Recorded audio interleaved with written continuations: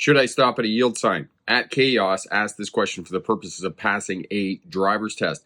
Keep in mind, your job on a driver's test is to demonstrate to the examiner that you have due care and control of the car in changing traffic and road conditions.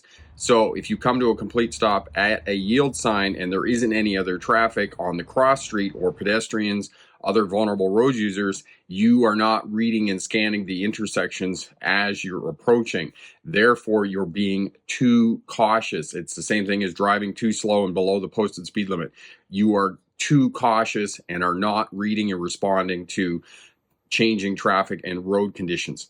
So therefore, no, if there isn't any other traffic on the cross street, any pedestrians or whatnot, do not come to a complete stop at a yield sign. Simply come up, slow down, check the cross traffic, check for pedestrians, and then proceed. If the way is blocked and there's an obstruction, a bush, a tree, or whatnot, then yes, maybe you need to come to a stop and then creep out until you can see and then proceed. But otherwise, you don't need to come to a complete stop at a yield sign. For more information, smartdrivetest.com.